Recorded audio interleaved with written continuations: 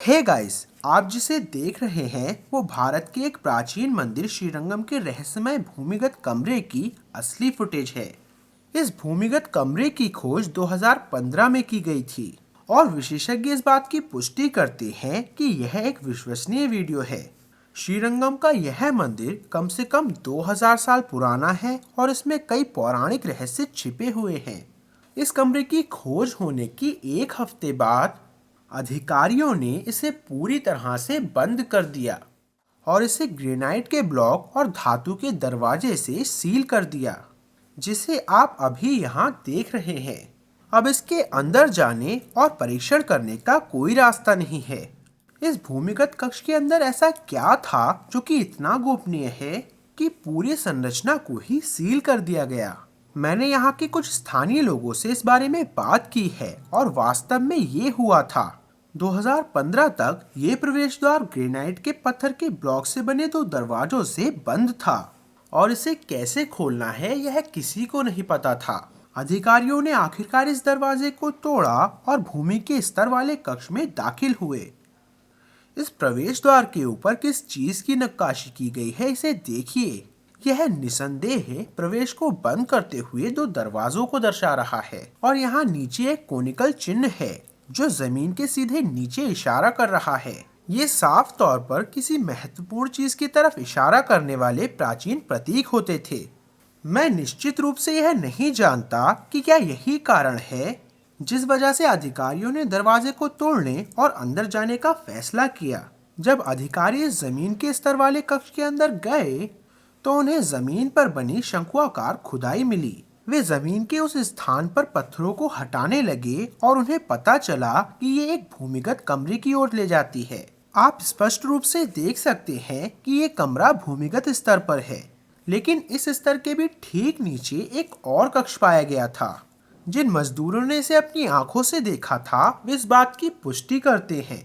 आप एक मिट्टी से ढके हुए छोटे आयत को देख सकते हैं और उसके ऊपर एक पोल भी रखा हुआ है। ये उस दूसरे भूमिगत स्तर तक पहुंचने का द्वार था जिसमें कुछ असाधारण था। ये बिल्कुल जाहिर सी बात है कि अधिकारियों ने इसे पत्थर के ब्लॉक से ढक दिया, कुछ मिट्टी डाल दी और इसके ऊपर एक पोल रख दिया ताकि कोई इसे खोल ना सके। अगर इसके नीचे कुछ नहीं होता तो यहाँ पोल रखने की कोई जरूरत ही नहीं होती। उस दूसरे भूमिगत कक्ष की कोई फुटेज नहीं है और अधिकारियों ने उस कक्ष को खोलने की एक सप्ताह के अंदर ही पूरी तरह से सील कर दिया। उस भूमिगत कक्ष में क्या रहा होगा, उसे जनता के बीच क्यों नहीं दिखाया गया? ये जाहिर सी बात है कि उन कक्षों में कोई प्राचीन रहस्य था, क्योंकि अगर वे कमरे सचमुच में खाली होते तो उन्हें सील करने की कोई जरूरत नहीं होती। मैंने कक्षों की बात की है क्योंकि यहाँ देखिए, ये एक दरवाजे की कुंडी है और देखिए ये एक नया ब्लॉक है जिसे हाल ही में रखा गया है। ये सारे साक्ष्य सिद्ध करते हैं कि अधिकारियों को आसपास और भी कक्ष मिले थे और फिर उन्होंने सब कुछ बंद कर दिया। अभी तक हमने जो कुछ भी देखा है वो आश्चर्यजनक रूप से पद्मनाभ स्वामी मंदिर में जो भी हुआ था उससे मिलता जुलता है।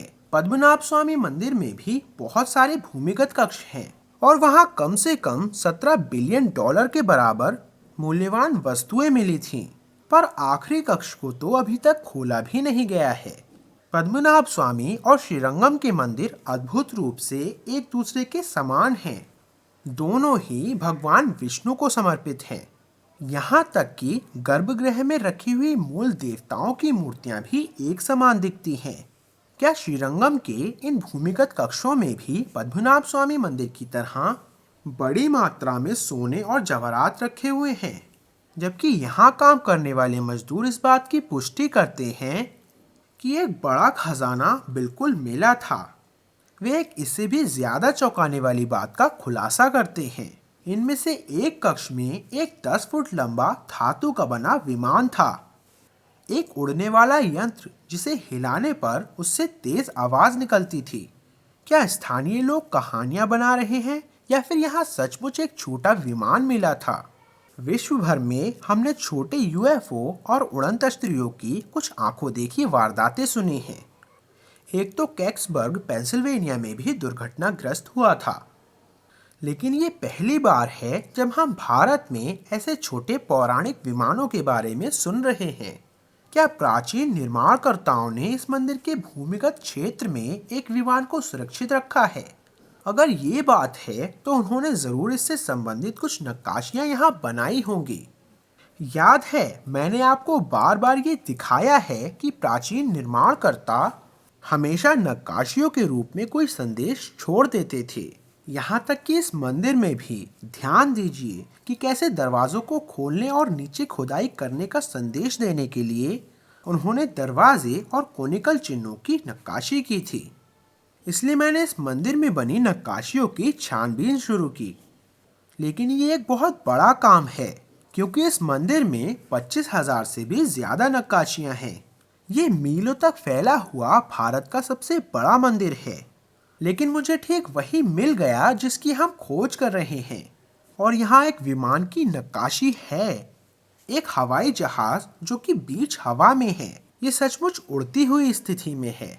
और मुझे सिर्फ यही एक नक्काशी नहीं मिली, इस मंदिर में कुछ और भी उड़ने वाले यंत्रों की नक्काशियां हैं। और ये देखना बहुत दिलचस्प है कि ये विमान भी मंदिर की मीनारों से मिलते जुलते हैं। अब इस विमान शब्द का अर्थ क्या होता है? विमानों का वर्णन प्राचीन भारतीय ग्रंथों में स्पष्ट रूप से एक हवाई जहाज या विमान की तरह किया गया है, जिसका उपयोग देवता करते थे जो कि आकाश से उतरे थे। बाद के समय में मनुष्यों ने इन्हीं उड़ने वाले यंत्रों के पत्थर के प्रतिरूप बनाए और उन प्रतिरूपों के लिए भी उसी नाम का इस्तेमाल किया। इसी वजह से सभी मंदिरों की मीनारों का आकार एरोडायनेमिक होता है और ये आजकल के विमानों से मिलते जुलते होते हैं। और इसी वजह से इन मीनारों को भी विमान कहते हैं। लेकिन ये नक्काशियां मंदिर के मीनार की बिल्कुल नहीं हैं। क्यों? क्योंकि मंदिर की मीनार हवा के बीच में लटकते नहीं रह सकते। तो जाहिर सी बात है कि ये उड़ने वाले यंत्र हैं। और इन विमानों के निचले हिस्से को देखिए, हर एक विमान दूसरे से अलग है और हर एक के मध्य में एक खास तरह की सेमेटिक रचना बनी हुई है। इन सेमेटिक पैटर्न को मंदिर की मीनार के नींव के पास बनाने की बिल्कुल भी जरूरत नहीं है, क्योंकि ये रचना तो भूमि के अंदर ही दफन रहेगी। लेकिन सभी आधुनिक विमानों की सतह के मध्य में थ्रस्ट देने के लिए एक गोलाकार छेद रहता है और इसी चीज को हम इन प्राचीन विमानों में भी देख रहे हैं। विमान पर बना हर एक सेमेटिक पैटर्न एक खास फ्रीक्वेंसी को दर्शाता है, जिसे संचालक शक्ति के लिए उपयोग किया जाता था। वास्तव में प्राचीन वैदिक ग्रंथों में ये साफ साफ वर्णित है कि किसी खास तरह के विमान को सक्रिय करने के लिए एक खास मंत्र या ध्वनि के पैटर्न होते हैं। और अगर हम इन सेमेटिक पैटर्न को समझ पाएं तो शायद हम इन प्राचीन उड़ने वाले यंत्रों के रहस्य को भी समझ पाएं और शायद हम वास्तविक विमान को फिर से बना सकते हैं। लेकिन जो सचमुच में अजीब बात है वो यह है कि यहाँ श्रीरंगम में पहले से ही एक बड़ा धातु का बना विमान मौजूद है, जो कि हमारी आंखों के सामने ही छिपा हुआ है। जब हम श्रीरंगम के मंदिर के हवाई दृश्य को देखते हैं तो हमें एहसास होता है कि कुछ तो है जो ठीक नहीं है। इस मंदिर में कुल 21 मीनार या विमान हैं, लेकिन इनमें से सिर्फ 20 पत्थर के बने हैं। एक विमान जो कि बिल्कुल मध्य में स्थित है वो ठोस सोने से बना हुआ है। इस स्वर्ण विमान की तस्वीर लेना प्रतिबंधित है और यहाँ तक कि इसे विद्युत की बाढ़ से सुरक्षित किया गया है। इस स्वर्ण के विमान का निर्माण किसने किया और इसका उद्देश्य क्या है? जबकि आधुनिक इतिहास की किताबों में हमें इसका कोई निश्चित उत्तर नहीं मिलता, लेकिन प्राचीन इतिहास के एक ग्रंथ जिसे श्रीरंग महात्म्यम कहा जाता है, उसमें साफ साफ वर्णन किया गया है कि इस स्वर्ण विमान का निर्माण नहीं किया गया था, बल्कि वह खुद ही प्रकट हुआ था। ये विमान भगवान विष्णु का वास्तविक वाहन था और इसके आसपास की पत्थर की संरचनाओं को बहुत बाद के समय में बनाया गया था। इस स्वर्ण मीनार के ऊपर भगवान विष्णु की एक गुंबद के अंदर खड़ी हुई नक्काशी है। स्थानीय लोग इस बात की पुष्टि करते हैं कि स्वर्ण मीनार के ठीक नीचे भी भूमिगत मेहराब है, और उन कमरों को भी लगभग 50 साल पहले सील कर दिया गया था।